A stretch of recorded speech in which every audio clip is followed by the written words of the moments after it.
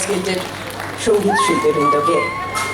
পরবর্তীতে মঞ্চে ডেকে নেব শ্রীমতী মণিমালা চক্রবর্তী মহাশয়কে তার একক আবৃত্তি পরিবেশনের জন্য। এই আবৃত্তি নিয়েই একটা অজানা তথ্য আপনাদেরকে জানিয়ে রাখি, অবশ্যই রবি ঠাকুরকে নিয়ে। সালটা 1920 সাল।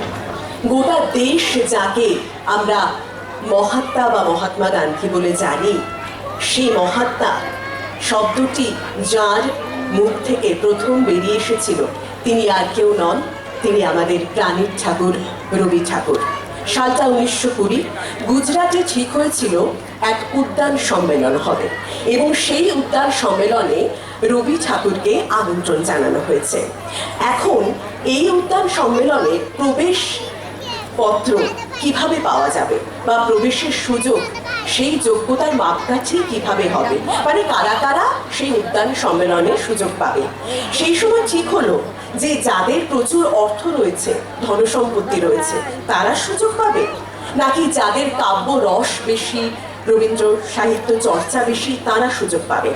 সেই সময় করুণাশঙ্কর ভট্ট জানালেন যে যিনি রবি ঠাকুরের একটি কবিতা আত্মস্থ করে বলতে পারবেন সেই অনুষ্ঠানে, সেটাই হবে সেই উদ্যান সম্মেলনের প্রবেশের যোগ্যতার মাপকাঠি। এরকম আরও অনেক তথ্য নিয়ে আপনাদের সামনে সঞ্চালনার ফাঁকে ফাঁকে আসবো, সময় অত্যন্ত কম। এই মুহূর্তে মঞ্চে উপস্থিত শ্রীমতী মণিমালা চক্রবর্তী মহাশয়া, পরবর্তীতে প্রস্তুত থাকতে অনুরোধ করব জেলার বিশিষ্ট বাচিক শিল্পী মৃণাল রায় মহাশয়কে।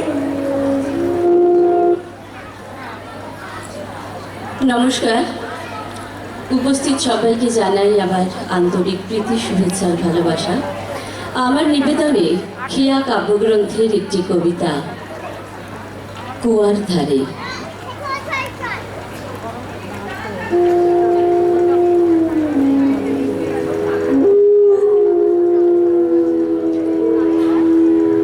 তোমার কাছে চাইনি কিছু, জানাইনি মোর নাম, তুমি যখন বিদায় নিলে নীরব রহিলাম।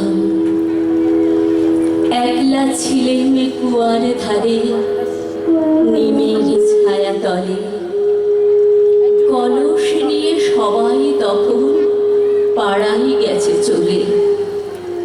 আমায় তারা ডেকে গেল, আই গো বেলা যায়, কোন আলসে রইনু বসে কিসের ভাবনায়। পদধ্বনি শুনি নাই গো, কখনো তুমি এলে, কইলে কথা ক্লান্ত কণ্ঠে, করুণ চক্ষু মেলে। তৃষা কাতর পান্থ আমি শুনে চমকে উঠে, জলের ধারা দিলে ঠেলে তোমার করপটে। মরিয়া কঁপে পাতা, কোকিল কোথা ডাকে, বাবলা ফুলের গন্ধ ওঠে পল্লী পথের পাখি। যখন তুমি শুধালে নাম, পেলেম বড় লাজ, তোমার মনে রাখার মতো করেছি কোন কাজ। তোমায় দিতে পেরেছিলেন একটু তৃষার জল, এই কথাটি আমার মনে রহিল সম্বল। কুয়ার ধারে দুপুর বেলা তেমনি ডাকে পাখি,